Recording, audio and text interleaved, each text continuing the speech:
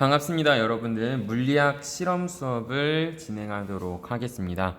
오늘 물리학 실험 수업은 지난 온라인 수업 때 올렸던 문제 두 문제를 풀어볼 건데요. 이 풀이 부분도 잘 볼 수 있도록 하고, 이제 추가로 오늘 문제 뒤쪽에 두 문제를 더 붙여서 자료를 올릴 거예요. 그 자료는 이제 다음 온라인 수업 강의를 쌤이 찍어서 또 추가로 올리도록 하겠습니다. 오늘 두 문제는 지난 온라인 수업 때 올렸던 문제니까 다 같이 미리 풀어보고 같이 풀이를 볼 수 있도록 합시다. 자, 먼저 첫 번째 문제예요. 문제는 여기에 놓여 있듯이 질량 m인 물체가 놓여 있고 높이가 h만큼 떨어진 상태에서 이제 밑으로 미끄러지는 상황이죠. 그래서 쌤이 얘기했던 대로 위에 있는 문제를 읽으면서 밑에 그림에 표시되어 있지 않은 정보들을 찾아서 잘 보이게 표시를 해둬야 한다라고 얘기했죠. 그럼 지금부터 한번 해보도록 할게요. 그림은 높이 h인 지점에 가만히 놓은 질량 m인 물체가 마찰이 없는 연직면상의 궤도를 따라 운동하는 모습을 나타낸 것이다. 주어진 지금 문장에서 그림에 표시되어 있지 않은 것은 단 하나밖에 없어요. 그리고 굉장히 중요하다고 했던 거 바로 가만히라는 세 글자죠. 가만히 놓았다라고 하는 것은 그 순간, 손을 놓는 순간에 속도가 0이다. 즉 처음 속도, 처음 속력, 초기 속력이라고 해요. 초기 속력 크기가 0이라는 것을 알 수 있는 단어니까 잘 놓치는 사람들이 많아요. 이런 가만히라는 글자를 잘 잡아주세요. 물체는 궤도의 수평 구간의 점 P에서 Q까지 운동하는 동안 물체의 운동 방향으로 일정한 크기의 F의 힘을 받는다. 자, 표시되어 있으니까 굳이 따로 표시하지 않을게요. 물체의 운동 에너지는 높이 EH인 지점, 자, 이 지점과 P에서의 2배이다. 자, 안 나와 있으니까 이거는 체크를 좀 해줄게요. 자, 작용하는 힘의 크기는 Emg일 때 물체가 P에서 Q까지 운동하는데 걸린 시간, 자, 얘도 추가로 체크를 좀 해줄게요. 자, 지금 P에서 Q까지 갈 때의 시간을 묻고 있어요. 그렇다면 먼저 우리 지금 위에서 보니까 운동 에너지도 얘기가 나오겠고, 그리고 추가로 어떤 힘이 가해지고 있고, 그러면 우리 이 문제를 풀기 위해서 가장 먼저 해야 될 건 바로 1 운동 에너지 정리겠죠. 어떤 물체가 받은 일의 양은 그 물체의 운동 에너지 변화를 만든다라고 하는 그걸 한번 이용을 해볼 건데, 자, 먼저 처음 놓는 요 순간의 지점을 우리 A라고 부를게요. 그리고 이 지점은 P, 그 다음 Q, 그리고 EH 올라갔을 때를 한번 B라고 불러봅시다. 자, 그러면 우리 A인 지점과 그리고 P인 지점, 그리고 Q인 지점, B인 지점에 대해서 각각 에너지가 어떻게 표현되는지 보기 좋게 그 표로 한번 나타내 보도록 할게요. 먼저 중력에 의한 우리가 배웠던 포텐셜 에너지도 구해볼 거고, 그리고 운동 에너지도 구해볼게요. 자, 이렇게 하나씩 구해볼게요. 자, 먼저 우리 기준점이 지금 P랑 Q랑 있는 점으로 설정이 되어 있으니까 이 지점 P점과 Q점에서의 포텐셜 에너지는 제로라는 걸 일단 알 수 있어요. 그리고 A인 지점은 P, Q 이 지표로부터 H만큼 떨어져 있으니까 mg H만큼의 값을 가질 거고, B인 지점에서는 높이가 EH만큼 떨어져 있으니까 Emg H만큼의 에너지를 갖게 되겠죠. 그 다음 이제 운동 에너지를 구해 볼 건데, 먼저 처음에 보면 A인 지점에서 가만히 놓았다라고 하는 건 속도의 크기가 0이다 라는 걸 뜻하고, 속도가 0인 순간의 운동 에너지는 마찬가지로 0이 되겠죠. 그 다음 밑에 있는 값은 알 수가 없어요. 근데 지금 주어진 거 이용을 해볼게요. 물체의 운동 에너지는 높이가 2h인 지점 어디에요? B. B에서가 P점에서의 두 배라고 했어요. 그쵸? 자, 그러면 우리 P점인 이 운동 에너지 값을 일단 미지수로 하나 표현을 해줄게요. 뭘로 표현해도 좋지만 그냥 K라고 한번 써봅시다. 대문자 K. 그렇다면 P점에서 K만큼의 운동 에너지를 갖는다면 B점에서는 그 두 배인 2K만큼의 운동 에너지를 갖게 되겠죠. 자, 그리고 추가로 지금 P에서 Q로 넘어갈 때 이 과정을 좀 신경을 써야 되는데, 우리가 지금 이렇게 포텐셜 에너지 그리고 운동 에너지를 구할 때 가장 많이 이용하는 게 역학적 에너지 보존일 거예요. 근데 이 역학적 에너지가 보존되기 위해서는 꼭 필요한 조건이 있었죠. 바로 그렇죠. 비보존력 또는 보존력만 작용할 때, 비보존력이 일을 하지 않을 때만 만족이 됐어요. 결국 우리가 고등학교 수준에서 다룰 때는 중력만 일을 하든지 또는 탄성력만 일을 하는 경우에 역학적 에너지가 보존이 됐어요. 그렇다면 A에서 P로 갈 때 중력만 일을 하고 있고, Q에서 B로 갈 때 마찬가지로 중력만 일을 하고 있어요. 따라서 A에서 P로 갈 때 그리고 Q에서 B로 갈 때는 역학적 에너지가 보존이 되어야 해요.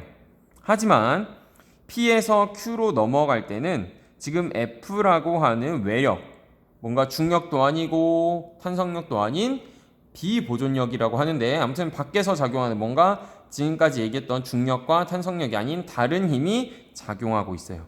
그렇죠? 그래서 이 힘 때문에 이 힘이 이 물체의 운동 에너지를 증가시켜서 역학적 에너지가 P에서 Q로 갈 땐 보존되지 않고 늘어나게 될 거예요. 얼마만큼 늘어날까요? 이 구간에서 작용하는 요 F라는 힘이 작용한 1의 양만큼 늘어나게 되겠죠. 자, 그럼 지금 P에서 Q로 갈 때 F라는 힘이 작용하고 있어요.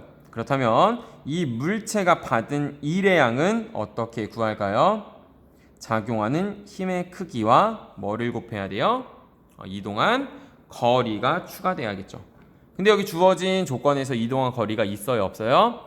없어요. 그래서 우리 여기 요 P에서 Q까지의 거리를 미지수로 설정을 하고 L이라고 쓸게요. 소문자 L로 설정을 하고, 이제 이 L만큼 이동할 때 물체가 받은 일의 양은 얼마로 표현할 수 있을까요? 힘의 크기 F랑 이동거리 L을 곱해서 FL로 표현할 수 있겠죠. 따라서 P에서 Q로 넘어갈 때 이 Q 지점에서의 물체의 운동 에너지는 원래의 운동 에너지 K에서 얼마가 더해져야 된다? 이 F라는 힘이 한 1의 양 F 곱하기 L만큼 더해져야 돼요. 자, 근데 우리 문제에서 주어졌듯이 F 지금 뭘로 주어졌습니까? EMG로 주어졌으니까 F EMG 곱하기 이동거리 L로 표현할게요. 그래서 우리가 이제 모든 지점에서의 포텐셜 에너지와 운동 에너지 값을 일단 모두 설정했어요. 자, 그리고 우리 뭐 쓸 거냐면 아까 얘기했던 대로 역학적 에너지 보존을 한번 써볼게요. 자, 먼저 A에서 P로 넘어갈 때 역학적 에너지 보존된다, 보존되지 않는다. 요 구간에서는 보존이 되겠죠. 그래서 A 지점에서의 A 지점에서의 역학적 에너지 얼마예요? mgh 플러스 0이니까 mgh가 될 거고, 자 그리고 P 지점에서의 이건 지울게요. 괜히 썼네. P 지점에서의 역학적 에너지는 0 플러스 K니까 K가 되겠죠. 자, 먼저 첫 번째 식을 얻었고, 자, 두 번째 식은 P에서 Q로 갈 때, 이 P 지점에서 Q로 넘어갈 때는 역학적 에너지가 보존이 안 됐지만, Q에서 B로 갈 때는 역학적 에너지가 보존됐어요. 중력만 일을 하고 있으니까. 그래서 Q 지점의 운동 에너지 K 플러스 EmgL. 자, 요것과 뭐랑 같아야 돼요? EmgH 플러스 EK가 같아야겠죠. 왜? Q 지점에서의 역학적 에너지와 B 지점에서의 역학적 에너지가 같아야 되니까. 그렇죠? 자, 요 두 식이 같아야 돼요. 그래서 우리 이 두 식을 이용해서 한번 연립을 해보도록 합시다. 자, 연립을 해주기 위해서 먼저 K 대신에 MGH를 여기다가 집어 넣을게요. 자, 연립해주면 K 대신에 MGH 플러스 EMGL은 EMGH 플러스 K 대신에 MGH 따라서 EMGH가 들어가게 되겠죠. 그럼 얘를 정리해주기 위해서 먼저 지저분한 양변에 있는 MG를 지워줄게요. 정리를 좀 해주기 위해서. 자, MG를 싹 날리면, 자, 우변에 4H, 좌변에 H 플러스 2L이니까 좌변에 있는 H도 우변으로 넘길게요. 자, 그러면 2L은 얼마가 돼요? 3H가 되겠죠. 자, 따라서 우리 뭘 구할 수 있냐면 L이라는 기간이 그 길이가 2분의 3H라는 걸 알 수가 있겠죠. 즉 무슨 말이냐면 요 구간의 길이가 요 높이에 얼마다? 2분의 3배가 됐다라는 걸 알 수가 있는 거예요. 자, 그러면 우리가 무엇을 또 추가로 알 수 있냐면, 자, 지금 결국 P에서 Q까지 갈 때 걸린 시간을 알고 싶은 거예요. P에서 Q까지 갈 때. 그럼 먼저 운동 에너지가 어떻게 한번 표현이 되는지 생각을 해볼게요. 자, P점의 운동 에너지는 K였어요. Q점의 운동 에너지는 K 플러스 EmgL이에요. 자, 한번 정리를 다시 해볼게. P점의 운동 에너지는 K예요. K니까 얼마야? mgH예요. 그 다음 Q점의 운동 에너지는 K, mgH 플러스 EmgL이에요. L에 대신 뭐가 들어가야 돼? 2분의 3H가 들어가야 돼요. 자, 여기에 2분의 3H를 넣어주면 얼마가 돼요? 3mgH가 돼요. 결국 P점의 운동 에너지는 4mgH가 될 거예요. 자, 무슨 뜻이냐? P점의 운동 에너지가 Q점의 운동 에너지를 비교해 보니까 비율이 1대 4가 되겠죠. 그쵸? 자, 1대 4의 운동 에너지 비율을 갖는다는 건, 자, 우리 잠깐 써볼까? 여기다가 운동 에너지는 어떻게 됐었죠? 2분의 1의 물체의 질량 곱하기 물체의 속도의 제곱이었어요. 그쵸? 근데 지금 여기서 보니까 이 P에서 Q로 넘어갈 때 운동 에너지의 비율이 4배가 커졌으니까 1대 4가 됐다는 걸 뜻해요.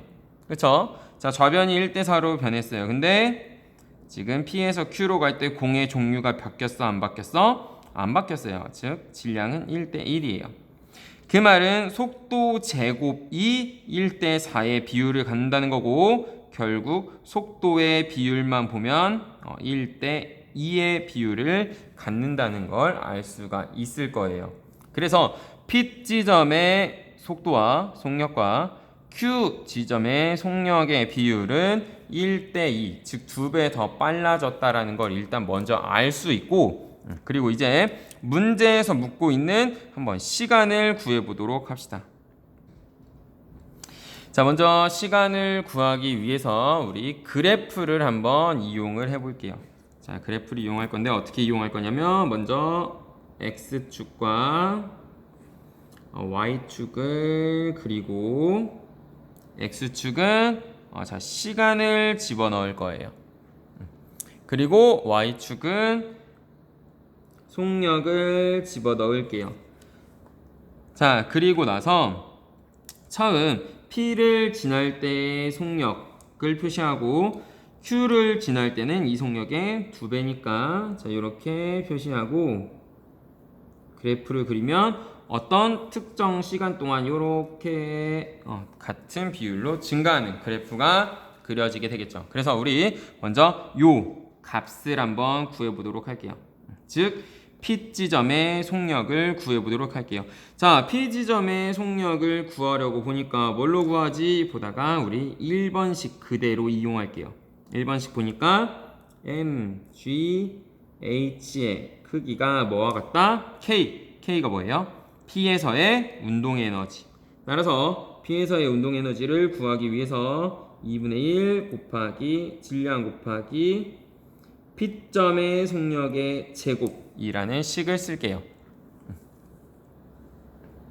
중앙 좀 맞추고, 자, 그러면 먼저 질량이 서로 지워지고 2를 곱해주면 결국 P점의 속력은 얼마가 된다? 루트 2GH가 된다라는 걸 알 수가 있어요. 자, 결국 P점의 속력 우리 여기 그래프를 완성시키기 위해서 써주면 루트 2GH가 될 거고, Q에서의 속력은 P의 몇 배였으니까? 2배였으니까 2의 루트 2GH가 되겠죠. 그래서 이렇게 일단 그래프를 다 그렸고, 우리가 앞에서 구했던 자, P에서 Q까지 갈 때 거리를 L로 설정했죠. 결국 이 밑에 있는 도형의 넓이가 얼마가 돼야 된다? 그쵸? L이 돼야 돼요. 근데 우리 L을 구했을 때 얼마가 됐으니까 앞에서 2분의 3 H가 됐으니까 여기다가 집어넣어서 한번 이제 도형의 넓이를 이용을 해볼게요. 자, 지금 위에 있는 요 평행사변형의 넓이를 구하기 위해서 먼저 요 밑변과 아랫변, 윗변과 아랫변의 길이를 더해야 돼요. 얼마? 2 루트 2GH와 루트 2GH를 서로 더해야겠죠. 그래서 먼저 3 루트 2GH 서로 더한 거, 그리고 곱하기 2분의 1 곱하기 요 시간 간격. 자, 얼마를 쓸까요? T로 설정합시다. 자, T를 곱하면 얼마가 돼야 된다? 2분의 3H가 되어야 해요. 그렇죠? 자, 그래서 우리가 지울 수 있는 3과 2분의 1을 서로 지워주고 T에 대해서 표현을 하면 자, T는 어떻게 돼요? H 루트 2GH가 될 거고, 자, 얘를 정리하기 위해서 루트를 분자 분모에 씌워주면 자, 밑에 분모에는 2GH가 남을 거고 분자에는 H의 제곱이 남겠죠. 그래서 위아래에 있는 H를 서로 지워주면 결론 위에 설정했던 대문자 T는 2g분의 h가 된다라는 걸 알 수 있죠. 루트 2g분의 h. 결국 이 t는 뭐예요? P 지점에서 Q 지점까지 걸린 시간. 위에서 봤을 때는 바로 문제에서 묻고 있는 그 값이니까 답은 4번이라는 걸 찾아낼 수가 있겠죠. 그래서 이렇게 역학적 에너지 보존, 그리고 이 운동 에너지 정리, 그리고 어떤 물체의 운동을 해석하기 위해서 우리 이렇게 그래프까지 활용을 해서 문제의 답을 찾을 수가 있어요. 자, 그 다음 우리 오른쪽에 있는 두 번째 문제를 한번 보도록 할게요. 자, 여기까지 해서 정리해주면 되고, 그 다음 오른쪽에 있는 두 번째 문제예요. 자, 두 번째 문제 한번 보도록 합시다. 그림은 밑변을 따라 내려온 자석이 솔레노이드 중심축에 놓인 마찰이 없는 수평 레일을 따라 운동하는 모습을 나타낸 것이다. 점 P 그리고 Q는 레일 위에 있다.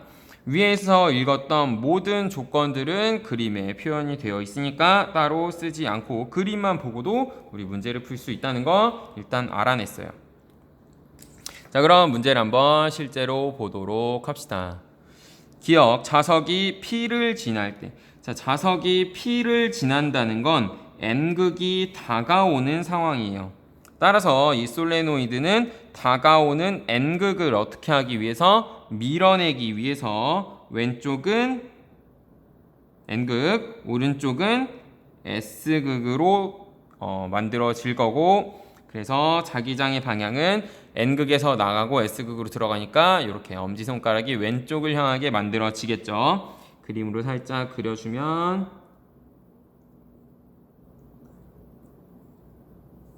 자, 이렇게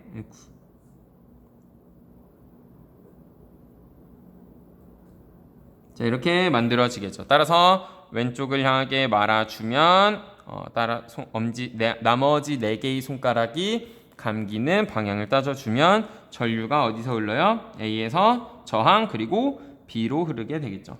그래서 먼저 기억은 맞는 설명. 자, 니은 자석의 속력은 P에서가 Q에서보다 작다. 자, 지금 자석이 내려오면서 이 솔레노이드에 의해서 다가오는 동안은 솔레노이드가 밀어내고, 그리고 통과해서 멀어질 때는 못 가게 잡아당기니까 자석은 진행하면서 계속 속력이 점점 줄어들게 되겠죠. 따라서 P 지점과 Q 지점을 비교하면 P에서 속력이 더 빠를 거예요. 그래서 속력은 P에서 작다. 틀렸어요. 디귿, 자석이 Q 지점을 지날 때 그림을 다시 그려야 되나? 자, 자석이 Q 지점 위에다 그냥 그릴게요. 여러분도 지켜서 보면 되고, 두 번째 상황은 이 빨간색으로 표시한 거랑 겹치니까 검정색으로 표현을 할게요. 자, P 지점, Q 지점을 지날 때, 자, 이 지점을 지날 때예요. 이 지점을 지나게 되면 이 솔레노이드는 자석을 멀어지는 걸 잡으려고 할 테니까 오른쪽이 N극, 왼쪽이 S극이 되겠죠. 따라서 N극에서 나아가고, 자, 이렇게 왼쪽으로 들어오는 방향으로 자기장을 만들어야 할 테고, 결국 여기서 묻고 있는 솔레노이드 내부에서 유도 전류에 의한 자기장은 P에서 Q로 향해야겠죠. 그래서 Q에서 P니까 디귿도 틀렸어요. 자, 앞에 처음 기억이랑 반대 상황으로 바뀌는 거 이해 가죠? 그래서 아까 앞에 상황은 쌤이 빨간색 사인펜으로 표시를 했고, 두 번째 상황은 검정색 펜으로 표현을 했으니까 여러분 요 문제를 이해할 때 참고하기 바랍니다. 그래서 우리 두 문제 이렇게 풀어봤고, 추가로 오늘 올려준 두 문제는 다음에 쌤이 또 추가로 강의를 찍어서 올리도록 할게요. 여기 있는 부분들도 우리 2외고사에 들어가는 범위니까 열심히 공부할 수 있도록 합시다. 자, 고생했습니다.